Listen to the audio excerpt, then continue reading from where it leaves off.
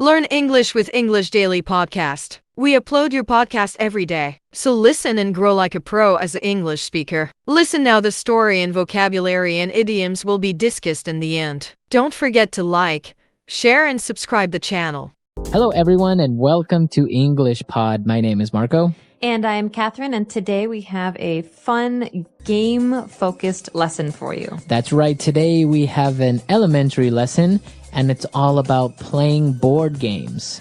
Okay, and the game in today's lesson is a famous one. It's called Monopoly. Monopoly. I don't know if you have this in your countries. It's a game in which you try to earn money and sell property and buy property. That means hotels, houses, things like that. And it's very, very famous. We're going to learn more about this game today, so let's take a listen to our dialogue for the first time.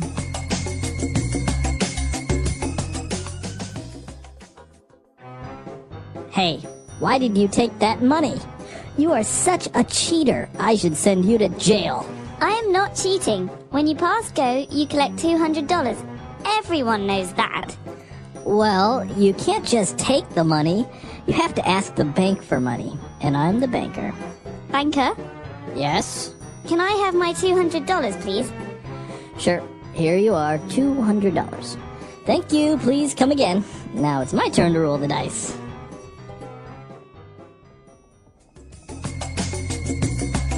All right, we're back. So we saw some very interesting words there. The dialogue is two people playing, so why don't we take a look at some of those words used in language takeaway. Language takeaway. This first word we can hear when we play games. It's not a good thing to be, but it's very common. The word is cheater. A cheater. All right, and that's a noun. A person that is a cheater. If somebody says you are a cheater, what does that mean? This means the person is not honest at games. For example, Marco, you and I are playing a card game, and you go to the bathroom. And then I take the cards I want. I hide the cards I don't want. That's called cheating. Right. Okay, the verb to cheat. But here, a person who cheats is a cheater. Okay. You're a cheater. He's a cheater. All right, and remember that you say cheater, right? Because sometimes many people that are learning English would say you are a cheat, right? Now, cheater here is the noun. That means it's the name of the person who does this. He is a cheater. They are cheaters. Okay. And, well, moving on, sometimes cheaters and people that steal things are sent to jail. That's right. So maybe if you go to a casino and you cheat, you use a cell phone or you use some kind of a computer device to win money. This is called cheating, and the casino will send you to jail. All right, so jail is the place where people go. What's the difference between prison and jail? Basically, they're the same thing. Okay, so Two words for the same thing. People who break the law, people who do bad things, go to jail, not just cheaters. all right, so now you have another word. Maybe you've seen that show Prison Break, and so jail is pretty much the same thing. So the show could have been called Jailbreak. That's right, but yeah. All right, so moving on, our third word is the person who's handling money says, well, you know what? I'm the banker, a banker.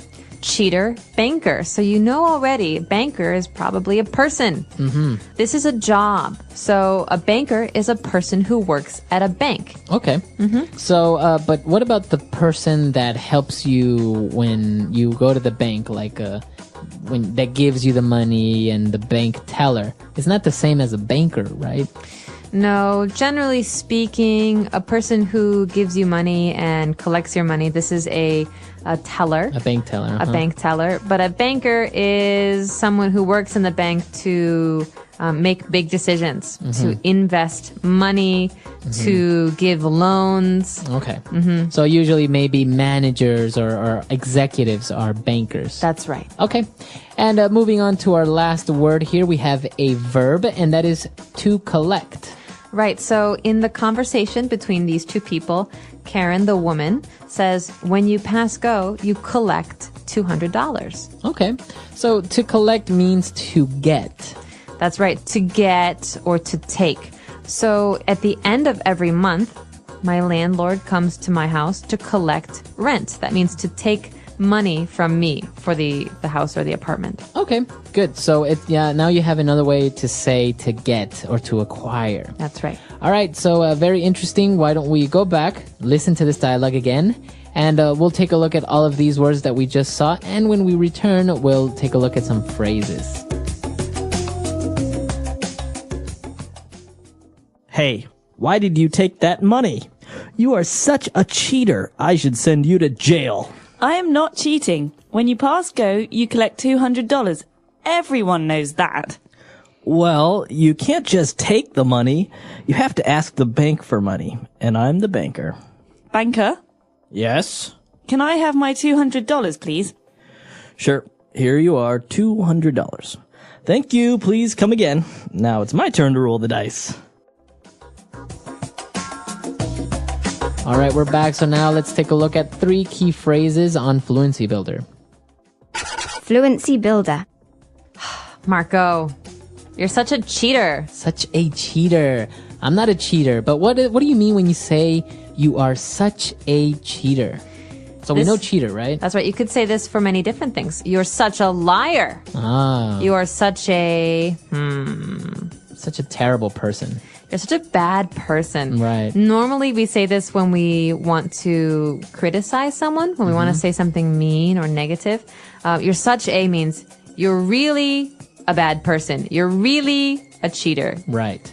So obviously because we are using a noun, we can't really use an adverb, right? If you're saying an adjective like, I am very happy. You can't say, you are very cheater. No.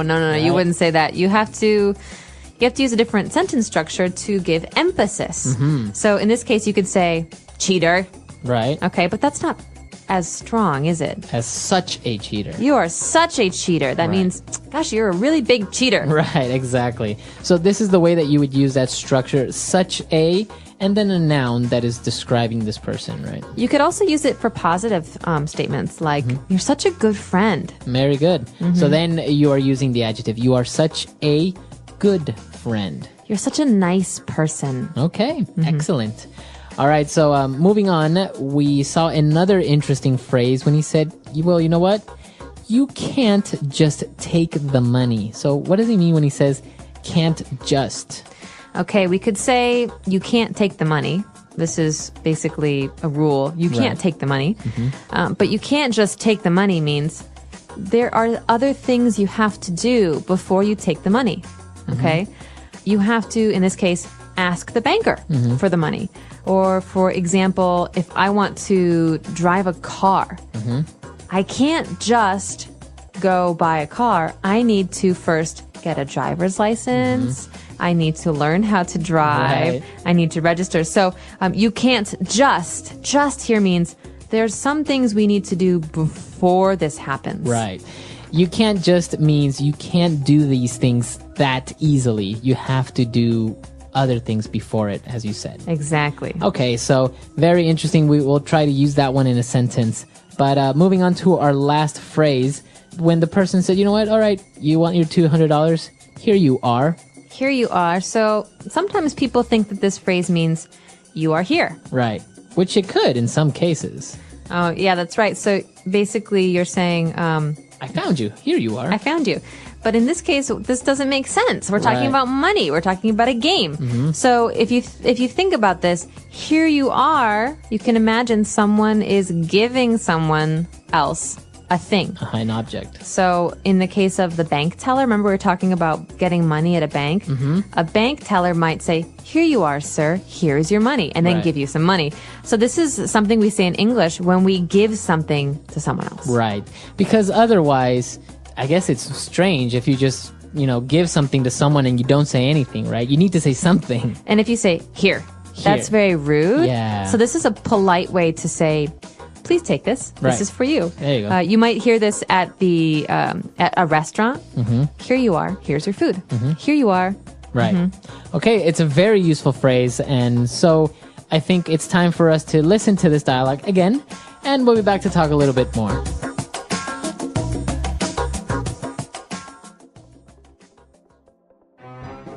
Hey, why did you take that money? You are such a cheater. I should send you to jail. I am not cheating. When you pass go, you collect $200. Everyone knows that. Well, you can't just take the money. You have to ask the bank for money. And I'm the banker. Banker, Yes? can I have my $200, please? Sure. Here you are, $200. Thank you. Please come again. Now it's my turn to roll the dice.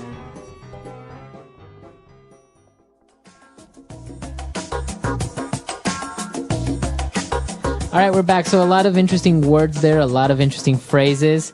They're really interesting and very useful. So remember to try and use such a you can't just or here you are when you're giving something to someone. That's right. These are really great. And I recommend also playing some games. Games are a great way to improve your language skills. Monopoly, the game that they're playing in this dialogue, is a really fun one for numbers. Yeah. Right? Because the whole point of the game, the whole purpose of the game is to make the most money. Right. Of anyone playing. And this is a really fun one because you get to buy houses and hotels and there's simple street names and place names. Yeah. Like Park Avenue or the Boardwalk. So you'll learn a lot of really great things about American culture and English. Yeah, it's a really good game, very popular. I'm sure they have it in your language, but if you could get it in English, that would be really great. And also another really good game to play with your friends to practice your vocab is Scrabble.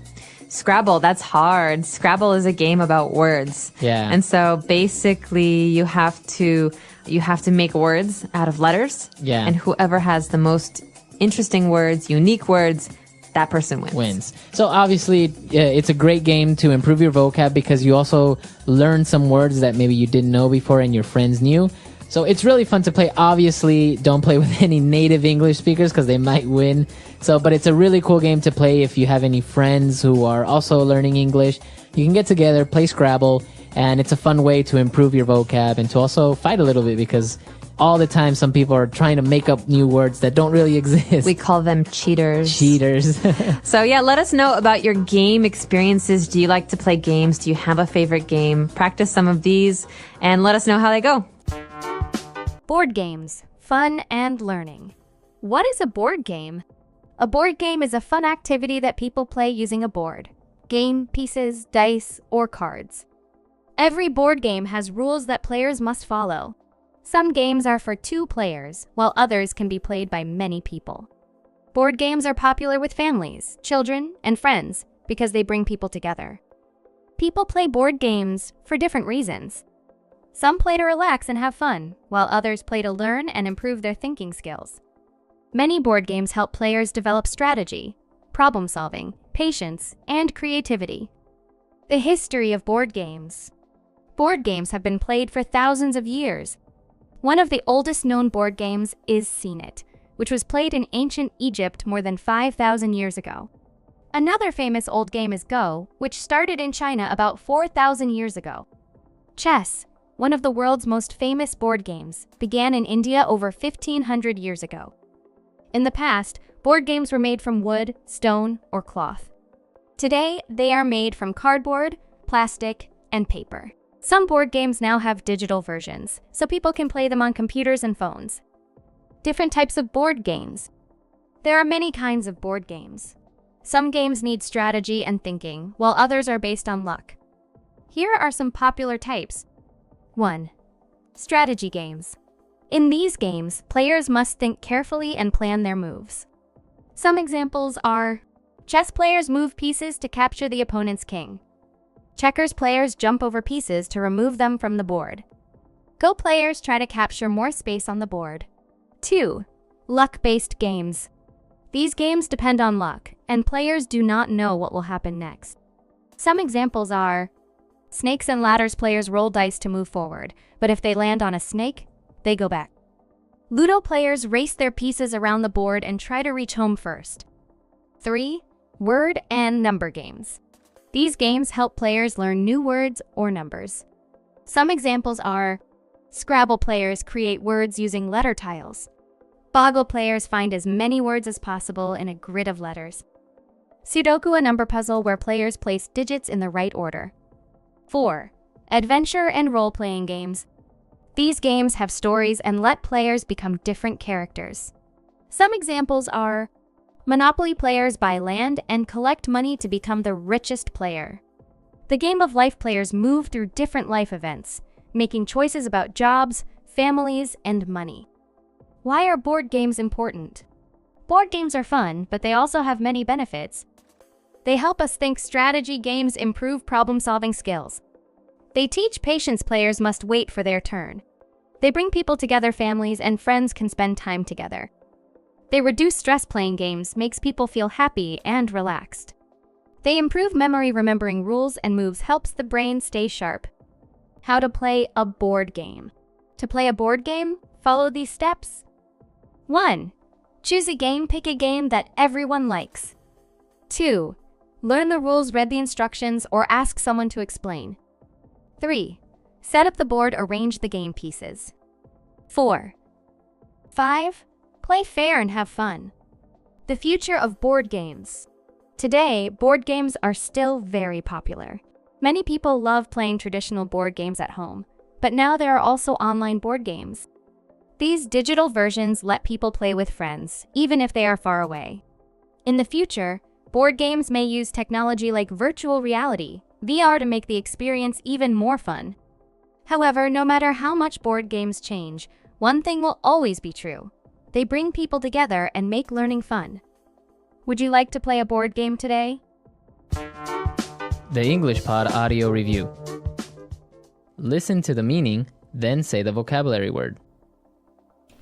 So extreme a degree.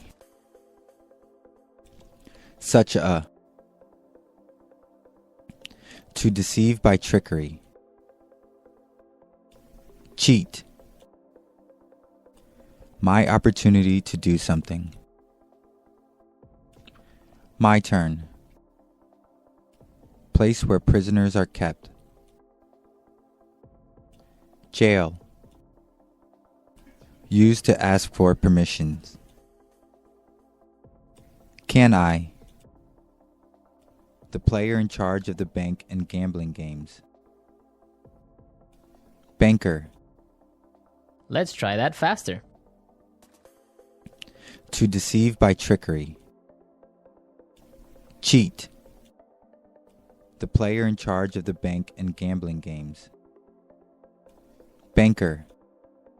Used to ask for permissions. Can I? So extreme a degree. Such a. My opportunity to do something. My turn. Place where prisoners are kept. Jail. Now say the word and hear it in a sentence. Such a.